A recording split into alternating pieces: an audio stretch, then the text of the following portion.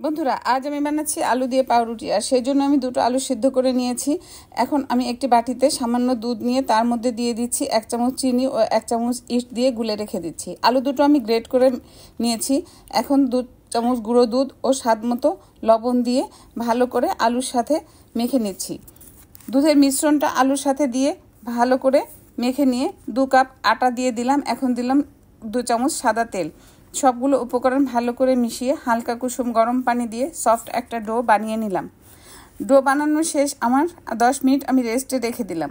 10 minute পর do থেকে লেচি কেটে নিয়ে গোল গোল করে হাতের তালু দিয়ে চেপে বনরুটির শেপ দিয়ে একটি বাটার পেপারের উপর রেখে দিলাম। একইভাবে বাকি বনরুটিগুলো আমি বানিয়ে নিলাম। কড়াইতে তেল গরম করে মিডিয়াম আঁচে বনরুটিগুলি গোল্ডেন ব্রাউন করে ভেজে তুলে নিলাম।